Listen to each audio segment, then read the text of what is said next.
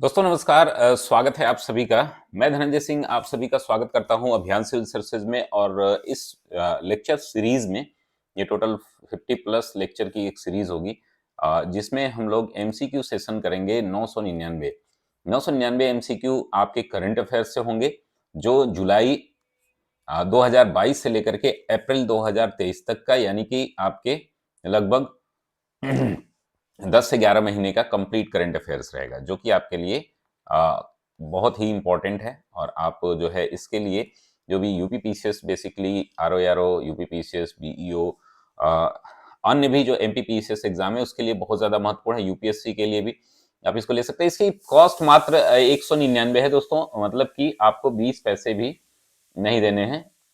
पर क्वेश्चन जो है 20 पैसे भी नहीं आएंगे आपको, ठीक है ना।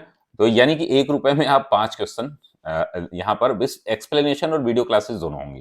तो जो लोग भी इसको चाहें सब्सक्राइब कर लें। हमारे अन्य कार्यक्रम भी चल रहे हैं, जैसे कि हमारा फाउंडेशन बैच है। अगर आप इसमें एडमिशन ले लेते हैं तो कोई भी कोर्स हमारा अलग से आपको लेने की आवश्यकता नहीं है। 2 साल तक सब कुछ हमारे प्लेटफॉर्म पर एक बिल्कुल फ्री रहता है। 4,999 इसकी फीस है। इसमें मेंटोरशिप भी इंक्लूडेड है। हमारा एसे का बैच चल रहा है, उससे आप जुड़ सकते हैं। साथ ही समसामयिक की हमारी मैगजीन है, उसको भी ये आप इसमें एक्सेस कर सकते हैं। साथ ही हमारी इसकी कॉस्ट मात्र 25 रुपए है। फ्री में अभी है, डाउनलोड कर सकते हैं आप, फरवरी की जो लेटेस्ट है। और हमारा टेस्ट चल रहा है। हाँ, एक नोटिस है कि जो फाउंडेशन बैच हैं और टेस्ट सीरीज से हैं, जो लोग भी जुड़े हुए हैं, चाहे 60 डेज से चाहे 90 डेज से, उनके लिए ये पीडीएफ फ्री है, ठीक है ना। तो चलिए शुरू करते हैं पहले प्रश्न से।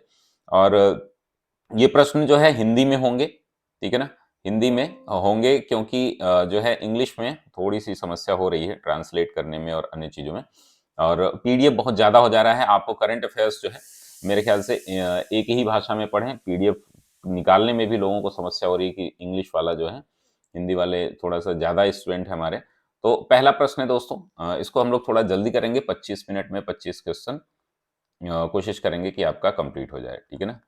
तो पहला प्रश्न है, पीएसएलवी फीस C53 के संदर्भ में असत्य कथन का चयन करें। जुलाई में इसके द्वारा सिंगापुर के 3 उपग्रह का प्रक्षेपण किया गया और यह प्रक्षेपण इसरो की वाणिज्यिक शाखा एंट्रिक्स द्वारा किया गया। तो दोस्तों आपका सही उत्तर क्या है?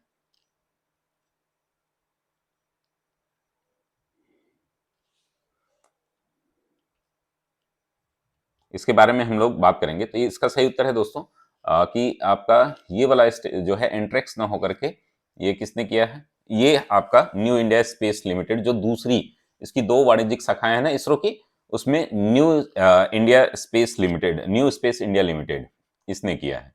New space India limited. और इसकी डिटेल एक्सप्लेनेशन जो है हम ग्रुप में हम शेयर कर देंगे, जो लोग भी पेड बैचेस से जुड़े हुए हैं उनके लिए। और जो लोग भी इस कोर्स से जुड़ेंगे वो टेलीग्राम चैनल पे ऐड कर दिया जाएगा। आप हमारे ऐप के भी माध्यम से जाकर के सब्सक्रिप्शन ले सकते हैं, ठीक है ना। जैसे कि हम देखेंगे कि आप जो है यहाँ पर ऐप के माध्यम से यहाँ जाएंगे स्टोर में, हमारे एप्लीकेशन पे, अभियान सिविल सर्विसेज ऐप पर। और इसमें एप्लीकेशन पे जो है आप जो जा करके यहाँ पर कोर्स जो है यहाँ पर ये पब्लिश हो गया है, 999 एमसीक्यू सीरीज। इस पे करंट अफेयर्स की इस पे क्लिक करेंगे। ये तो हमारा पैनल है, तो इस पे आप जो है 199 रुपये पे करके ये सब्सक्रिप्शन ले सकते हैं। तो चलिए, तो आपका सही उत्तर क्या हो जाएगा? बी, यानी कि दूसरा गलत है और पहला सही है। तो आपका सही उत्तर गलत ही पूछ रहा है, आपका उत्तर हो जाएगा बी। चलिए अगले प्रश्न पर बढ़ते हैं। थोड़ा जल्दी जल्दी करेंगे प्रश्नों को, जिससे कि 25 मिनट में 25 प्रश्न हो जाएं, ठीक है ना। चलिए तो आगे बढ़ते हैं दोस्तों। वित्त मंत्री निर्मला सीतारमन द्वारा जारी बिजनेस रिफॉर्म एक्शन रिपोर्ट 2022, ठीक है ना।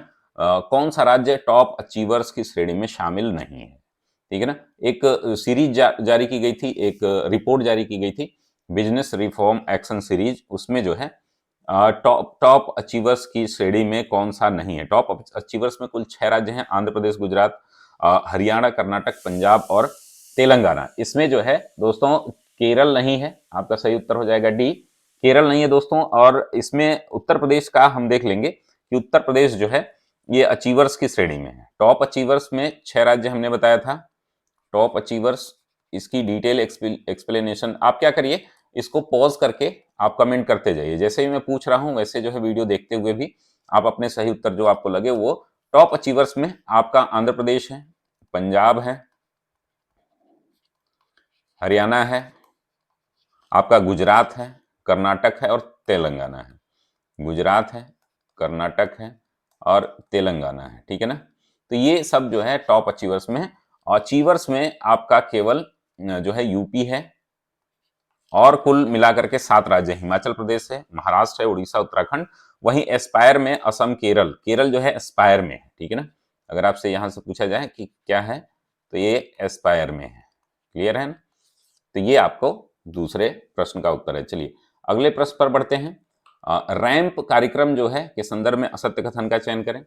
असत्य कथन जो है यह ग्रामीण पेयजल आपूर्ति कार्यक्रम है, इसकी लागत 2000 करोड़ रुपए है, ठीक है ना। 2 प्रश्न आपसे पूछे गए हैं, अब आपको बताना है कौन सा इसमें सही है, केवल एक, केवल दो, दोनों, इनमें से कोई नहीं। तो दोस्तों रैंप जो है इसका फुल फॉर्म पहले आपको पता होना चाहिए, साथ ही जो है इसमें असत्य कथन आपको चूज करना है, ठीक है ना।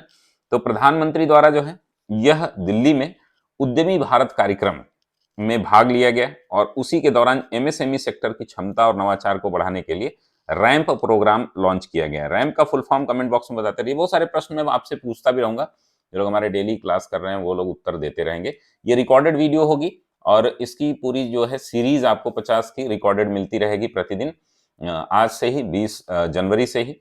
तो आप जो है यहाँ पर आपका उत्तर क्या हो जाएगा कि दोनों ही कथन आपके असत्य हैं। इसमें कितने हजार करोड़, 6000 करोड़ रुपए जो है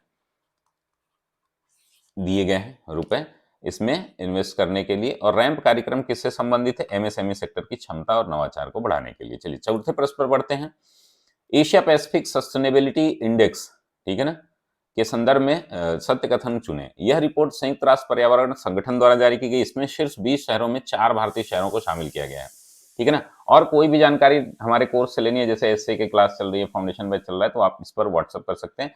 इसी नंबर पे गूगल पे, फोन पे कर करके 199 की ये सीरीज भी आप ले सकते हैं। पीडीएफ जो है आपको डेमो के रूप में ऐप पर दिया गया है, ठीक है ना। तो आपको बताना है इन दोनों में से कौन सा कथन जो है सत्य है, केवल एक, केवल दो, दोनों, इनमें से कोई नहीं। तो दोस्तों जुलाई में वैश्विक संपत्ति सलाहकार नाइट फ्रैंक द्वारा इसको जारी किया गया है। किसको द्वारा, ये एशिया पैसिफिक सस्टेनेबिलिटी इंडेक्स जो है ये नाइट फ्रैंक द्वारा जारी किया गया है, ठीक है ना। नाइट फ्रैंक द्वारा जारी किया गया है, यानी कि ये आपका पहला स्टेटमेंट गलत हो गया। और दूसरा, 20 शहरों में 4 भारतीय शहर हैं। कौन कौन से ये 4 भारतीय शहर हैं दोस्तों, तो पहले पे बेंगलुरु है 14वें नंबर पर, दूसरे पर दिल्ली है, हैदराबाद है और मुंबई है, ठीक है ना। हैदराबाद है एंड मुंबई है। इसकी डिटेल एक्सप्लेनेशन की आपको पीडीएफ मिल जाएगी। तो आपका पहला स्टेटमेंट गलत है, दूसरा सही है, आपका उत्तर हो जाएगा बी। पूछा क्या गया है आपसे कि कौन सा कथन जो है इसमें सत्य है। मेरे ख्याल से आपको पीडीएफ क्लियर दिख रही होगी, नहीं तो इसको मैं और बढ़ा देता हूं। और जो लोग भी लाइव या रिकॉर्डेड ये क्लास देख रहे हैं वो लोग कमेंट जरूर करेंगे, ठीक है ना। भारत का बृहत्तम सोलर प्रोजेक्ट किस राज्य में शुरू किया गया है, ठीक है ना। अभी जो है आप सभी को पता होगा कि हमारा जो है ओंकारेश्वर वाला अभी तक था, लेकिन इसमें भारत का बृहत्तम तैरता सोलर प्रोजेक्ट ये प्रश्न का पूछा गया है।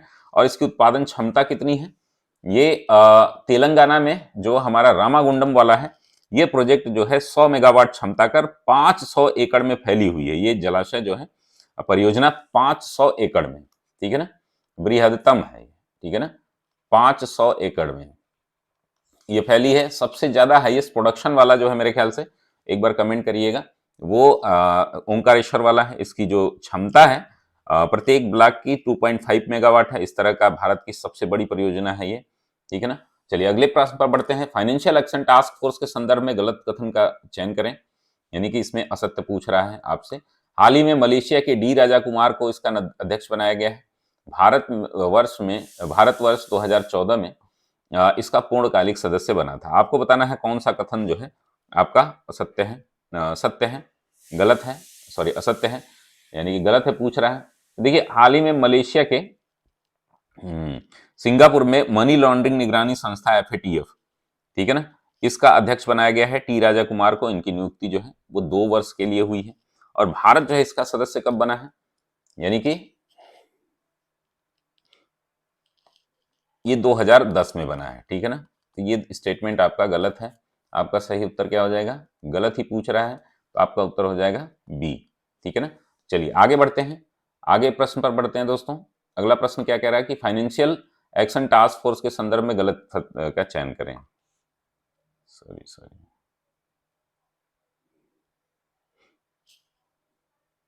चलिए यही प्रश्न जो है दोबारा रिपीट हो गया, इसको मैं करेक्ट कर दूंगा फाइल में। हाल ही में नाटो का 32वां शिखर सम्मेलन कहां पर आयोजित किया गया? अगला प्रश्न है ओस्लो, पेरिस, मैड्रिड और लिस्बन। ठीक है ना।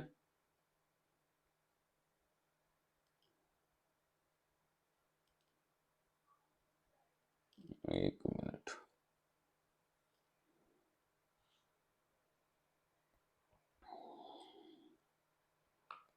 हाल ही में नाटो का 32वां शिखर सम्मेलन, ये काफी इंपॉर्टेंट है, 8वां नंबर का प्रश्न है। 7वां प्रश्न है जो उसको मैं करेक्ट कर दूंगा यहाँ पर, वो काशी योजना से संबंधित है।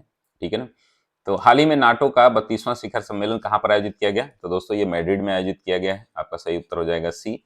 और मैड्रिड में आयोजित किए गए इस सम्मेलन में की अध्यक्षता जो है जेम्स स्टोलनबर्ग ने इस सम्मेलन की, नाटो में इनकी अध्यक्षता की, और इस सम्मेलन के दौरान नाटो के निकटतम साझेदार फिनलैंड और स्वीडन को गठबंधन में शामिल होने को आमंत्रित किया गया।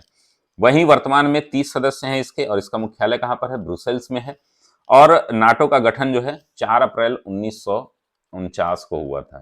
तो 4 अप्रैल 1949 को हुआ था। ब्रुसेल्स में इसका मुख्यालय है। और अंतिम सदस्य के रूप में उत्तरी मैसेडोनिया जो है 30वें सदस्य के रूप में इसमें शामिल हुआ है। क्यूएस बेस्ड जो है स्टूडेंट सिटीज रैंकिंग के संदर्भ में दिए गए कथनों पर विचार करें। इसमें शीर्ष 2 स्थानों पर क्रमशः लंदन और सियोल है। भारत के 4 शहर मुंबई, चेन्नई, कोलकाता, बेंगलुरु को स्थान इसमें मिला है। आपको बताना है कि कौन सा कथन जो है इसमें सही है। तो दोस्तों शीर्ष 2 स्थानों पर हम देखेंगे क्यूएस जो बेस्ट स्टूडेंट सिटीज रैंकिंग है, उसके बारे में हम देखेंगे। तो रैंकिंग में छात्रों के लिए लंदन को सर्वश्रेष्ठ शहर चुना गया है। वहीं दूसरे स्थान पर दक्षिण कोरिया का सियोल है। ठीक है ना। इसमें आपसे पूछ क्या रहा है कि सत्य कथन का चयन करें। और दूसरे स्थान पर 4 शहरों को इसमें कुल जगह दी गई है। ठीक है ना। इसमें कुल 4 शहरों को जगह दी गई है। मुंबई, चेन्नई, शीर्ष स्थान पर आपका कौन सा है? मुंबई है। मुंबई, बेंगलुरु, चेन्नई और दिल्ली, इनको जगह दी गई है कुल। तो आपका सही उत्तर क्या हो जाएगा? दोनों ही कथन आपके सही होंगे।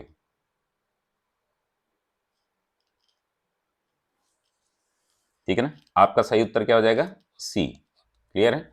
दोनों ही कथन आपके सही होंगे, यानी कि 4 शहरों मुंबई, चेन्नई, कोलकाता और बेंगलुरु, इनको स्थान दिया गया है। सॉरी, 4, कोलकाता, दिल्ली,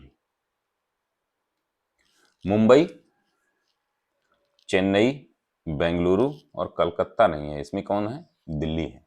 ठीक है। तो आप सही कथन पूछ रहे हैं ना। तो इसमें 4 शहर हैं, लेकिन इसमें कोलकाता नहीं शामिल है। कौन है? दिल्ली है। तो ये वाला स्टेटमेंट गलत हो जाएगा और आपका सही उत्तर हो जाएगा, सही है केवल एक। क्लियर है।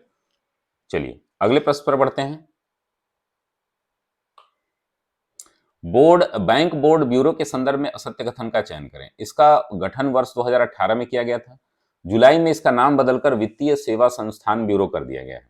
इसमें आपको बताना है कौन सा कथन असत्य है, केवल एक, केवल दो, दोनों, इनमें से कोई नहीं। ठीक है ना।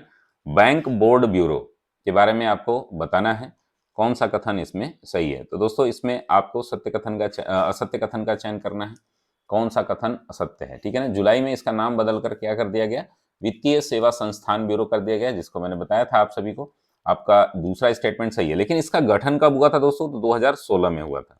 बैंक बोर्ड ब्यूरो का गठन कब हुआ है? 2016 में। तो आपका ये स्टेटमेंट गलत हो जाएगा। आपसे असत्य कथन पूछ रहा है, उत्तर हो जाएगा बी। चलिए ठीक है ना। सॉरी, ए हो जाएगा। उत्तर जो है आपका ए हो जाएगा। उत्तर क्या हो जाएगा इसका? असत्य कथन पूछ रहा है ना, उत्तर ए हो जाएगा। जुलाई में मोहम्मद जलूद को अंतर्राष्ट्रीय भारोत्तोलन संघ के अध्यक्ष के रूप में चुना गया है। वे किस देश से संबंधित हैं? ईरान, मलेशिया, संयुक्त अरब अमीरात और इराक। ठीक है ना। मोहम्मद जलूद को अंतर्राष्ट्रीय भारोत्तोलन संघ के नए अध्यक्ष के रूप में चुना गया है। ठीक है ना। आपका बताना है कि ये किस देश से संबंधित है। तो दोस्तों ये है इराक से, आप इनका नाम याद रखिएगा। अंतर्राष्ट्रीय भारोत्तोलन के अध्यक्ष के रूप में मोहम्मद जुलूद को चुना गया है, उतना इंपॉर्टेंट नहीं है। चलिए आगे बढ़ते हैं। जुलाई में भारत के सबसे कम उम्र के विधानसभा अध्यक्ष किस राज्य से चुने गए हैं? ठीक है ना, अभी जो है जुलाई में भारत के सबसे कम उम्र के विधानसभा अध्यक्ष कहां से चुने गए हैं? तो आपको पता है सभी को कि महाराष्ट्र में जो सबसे कम उम्र के जो चुने गए हैं उनका नाम क्या है? राहुल नार्वेकर। क्या नाम है? राहुल नार्वेकर, शिवसेना वाले हैं ये, ठीक है ना। जो सरकार बदल दी थी इसमें, आप बताएंगे महाराष्ट्र के इस समय मुख्यमंत्री कौन है, ठीक है ना। और नार्वेकर जो है भारतीय जनता पार्टी से हैं, ठीक है ना, बीजेपी से, बीजेपी से हैं ये, ठीक है ना। और ये कोलाबा से क्या है, भारतीय जनता पार्टी के विधायक हैं राहुल नार्वेकर। इनकी उम्र जो है 45 वर्ष है, ठीक है ना। 45 वर्ष जो है की उम्र में ये विधानसभा अध्यक्ष बने और सबसे कम उम्र के विधानसभा अध्यक्ष। अल्लूरी सीताराम राजू के संदर्भ में दिए गए कथनों पर सही कथन का चयन करें। अल्लूरी सीताराम राजू, जुलाई में राष्ट्रपति द्वारा इनकी 125वीं जयंती पर 50 फीट ऊंची कांस्य प्रतिमा का अनावरण किया गया। इन्होंने रंपा विद्रोह का नेतृत्व किया गया था। अल्लूरी सीताराम राजू पर जो है RRR मूवी भी बनी है। इसमें जो है किस एक्टर ने अल्लूरी सीताराम राजू का रोल किया था, कमेंट बॉक्स में जरूर बताएंगे, ठीक है ना। तो दोस्तों इसमें आपको पता होगा कि पूछ रहा है कौन सा कथन जो है इसमें सत्य है। तो जुलाई में राष्ट्रपति द्वारा जो है इनकी कौन सी जयंती बनाई गई? 125वीं जयंती 50 फीट ऊंची जो है कांस्य प्रतिमा के द्वारा बनाई गई। तो अल्लूरी सीताराम राजू आंध्र प्रदेश के एक स्वतंत्रता संग्राम सेनानी है और इन्होंने नेतृत्व किया था रंपा विद्रोह का, ठीक है ना। इस विद्रोह का केंद्र जो है आंध्र प्रदेश का गोदावरी क्षेत्र था और कालांतर में अंग्रेजों द्वारा उन्हें फांसी दे दी गई। जुलाई में प्रधानमंत्री द्वारा इनके सम्मान में आंध्र प्रदेश में 125वीं जयंती मनाई गई और 30 फीट की ऊंची प्रतिमा जो है इसमें लगाई गई। यानी कि ये 50 फीट की ऊंची प्रतिमा नहीं है, कितनी है? 30 फीट की है। तो ये स्टेटमेंट आपका गलत हो जाएगा। हालांकि 125वीं जयंती मनाई गई है। तो इस तरीके के प्रश्न जो है आपको परेशान करेंगे। इन्होंने रंपा विद्रोह का नेतृत्व किया था। रंपा विद्रोह कब हुआ था? तो जैसा कि मैंने बताया, चलिए तो आपका सही उत्तर क्या हो जाएगा? इसमें सत्य कथन पूछ रहा है तो आपका उत्तर हो जाएगा बी। क्लियर है? अल्लूरी सीताराम राजू के बारे में थोड़ा सा और भी डिटेल में पढ़ने के लिए आप जो है इस पीडीएफ को ले लेंगे। जुलाई में जारी राज्य स्टार्टअप रैंकिंग 2021 में उत्तर प्रदेश को किस श्रेणी में रखा गया है?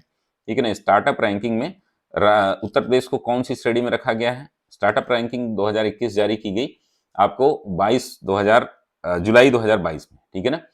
तो इसमें जो है सर्वश्रेष्ठ श्रेणी, शीर्ष श्रेणी, अचीवर श्रेणी और लीडर श्रेणी। तो दोस्तों उत्तर प्रदेश का जो स्थान है वो लीडर श्रेणी में है। आपका उत्तर हो जाएगा डी। जुलाई में वाणिज्य और जो उद्योग मंत्रालय है उसके द्वारा आंतरिक व्यापार संवर्धन विभाग DPIIT ने राज्यों की स्टार्टअप रैंकिंग जारी की गई जिसमें 24 राज्य और 7 यूटीज शामिल थे, ठीक है ना।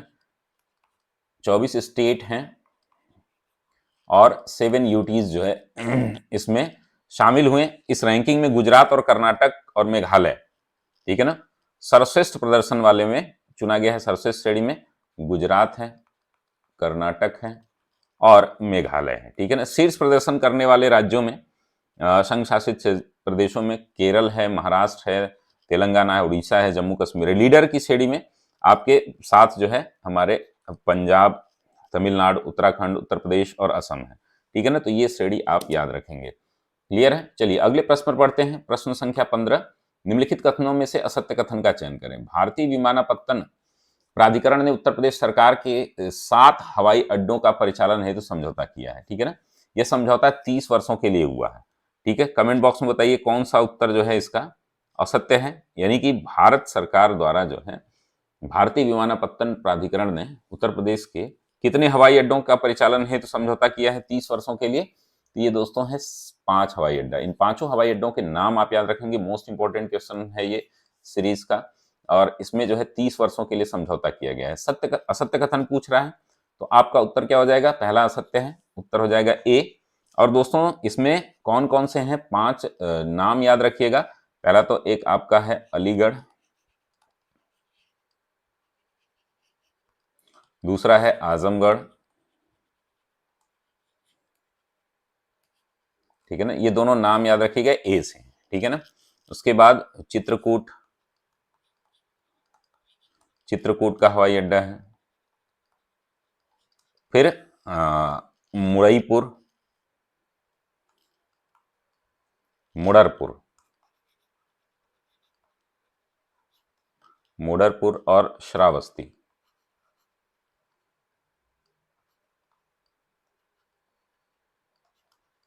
श्रावस्ती जो है, ये 5 हवाई अड्डे हैं जिनका परिचालन जो है 30 वर्षों के लिए किसने लिया है। अब उत्तर प्रदेश सरकार हवाई अड्डों को वाणिज्यिक संचालन के लिए तैयार करने के लिए प्रारंभिक जो पूंजीगत कार्यों को पूरा करेगी। अचल संपत्तियों का जो दस्तावेज है, खास करके जो जमीनी अधिग्रहण है, उसका काम ये करेगी उत्तर प्रदेश सबका। रिम पैक अभ्यास के बारे में सही कथन का चयन करें। अभ्यास हवाई द्वीप पर आयोजित किया जा रहा है। इसमें भारत की ओर से INS सह्याद्री और जगुआर ने भाग लिया और यह एक द्विवार्षिक सैन्य अभ्यास है। रिम पैक के बारे में आपको बताना है कौन सा कथन सही है, 1 2, 1 3 और 2 3 या केवल 2। क्लियर है ना। हवाई के पर्ल हार्बर में ये शुरू किया गया है दोस्तों, यह हवाई द्वीप पर आयोजित किया गया है, ठीक है ना, पर्ल हार्बर में। पहला स्टेटमेंट सही है। इसमें भारत की ओर से कौन कौन से पार्टिसिपेट कर रहे हैं, तो भारतीय नौसेना का युद्धपोत जो है सतपुड़ा, सह्याद्री नहीं है, सतपुड़ा है, और जगुआर की जगह जो है P8I है, ठीक है ना। तो ये दूसरा स्टेटमेंट गलत है। तीसरा, ये द्विवार्षिक संयुक्त अभ्यास है, इसमें 26 देश पार्टिसिपेट कर रहे हैं। इसकी शुरुआत 1971 में हुई थी और साथ ही जो है इसका आयोजन हर 2 साल पर किया जाता है, बिनाइयल है। क्लियर है ना।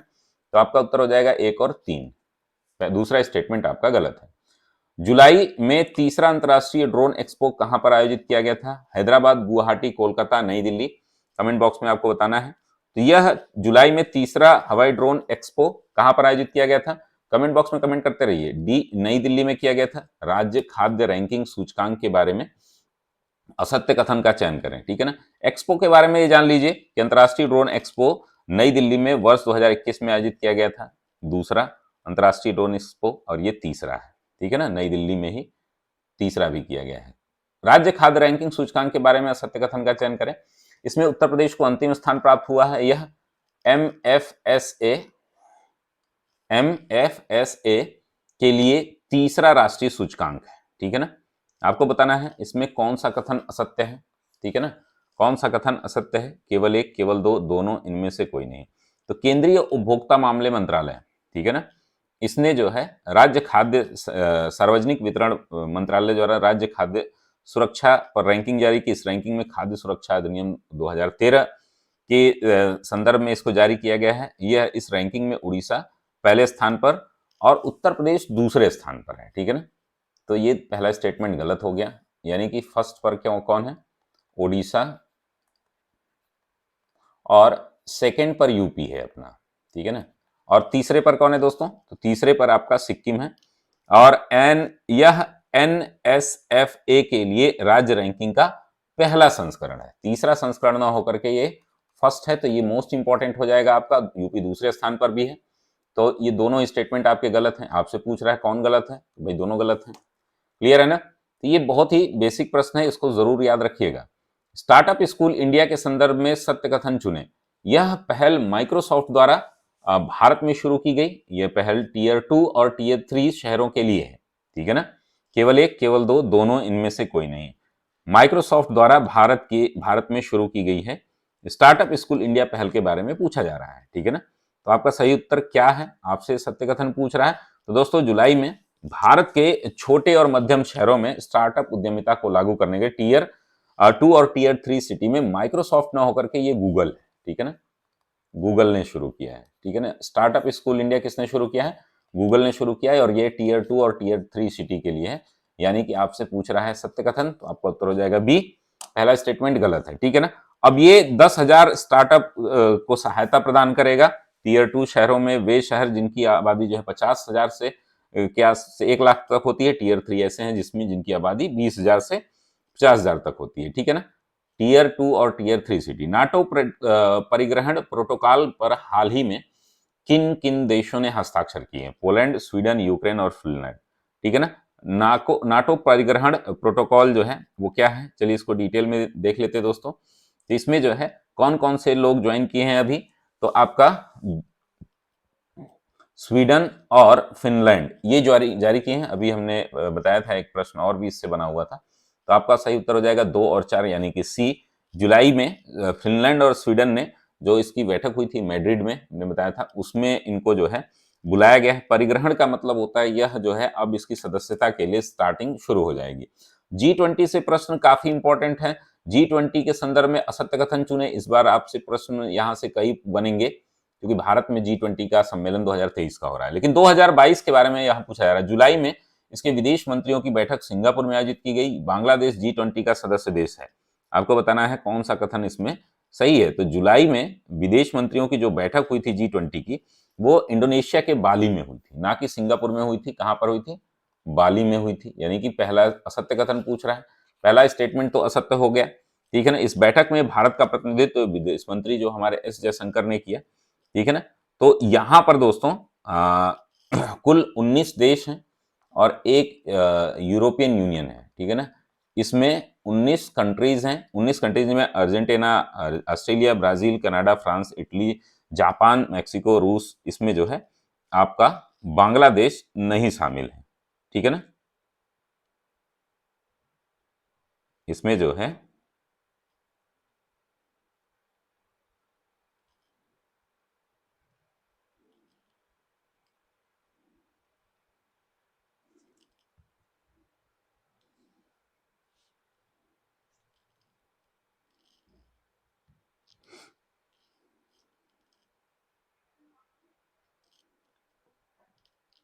तो आपका उत्तर क्या हो जाएगा? इसमें असत्य कथन पूछ रहा है, तो दोनों ही स्टेटमेंट आपके असत्य हैं, ठीक है ना।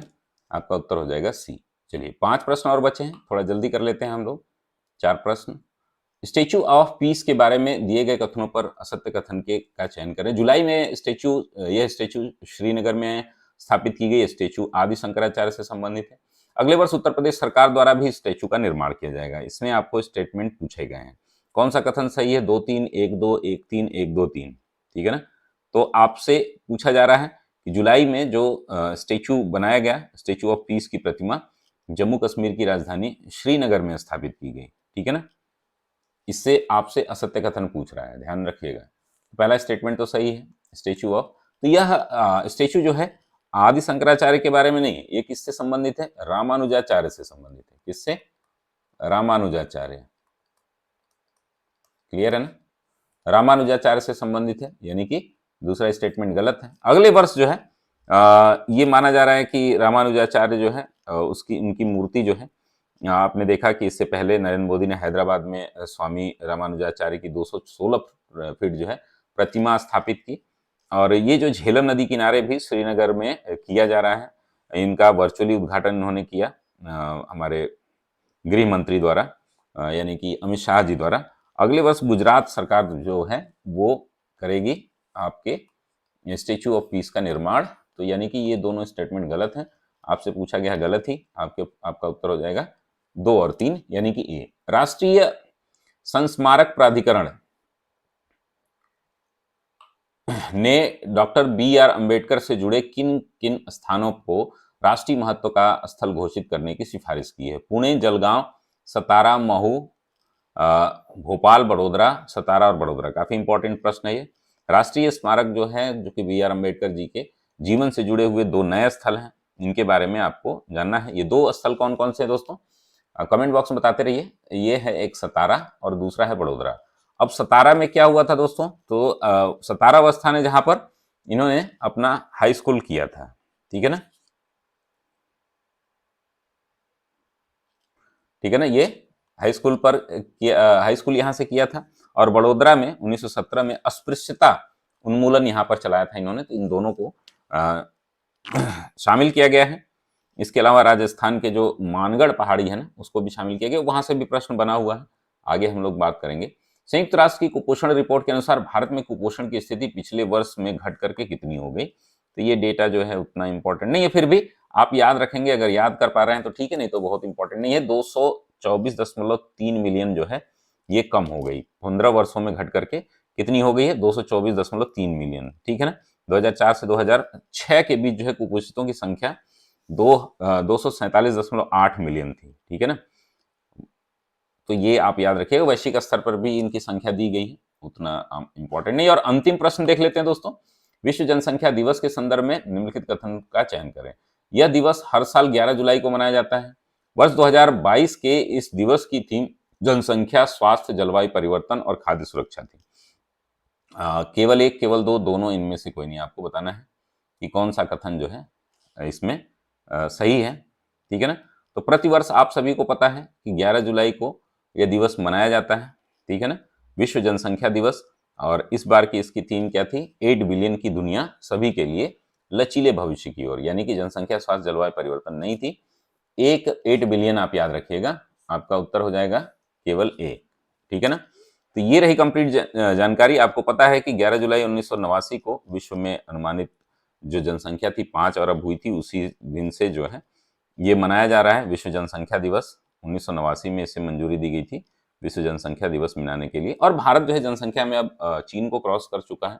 यूनाइटेड नेशन की एक रिपोर्ट आई थी, उसमें आपने देखा। तो ये रही कंप्लीट जानकारी। और दोस्तों, आप हमारे कार्यक्रमों से जुड़ सकते हैं। उन कार्यक्रमों से जुड़ने के लिए आप हमारे साथ जो है ऐप पर डाउनलोड कर सकते हैं। ये टेस्ट सीरीज चल रही है टेलीग्राम पर, इससे जुड़ सकते हैं मात्र 599 में।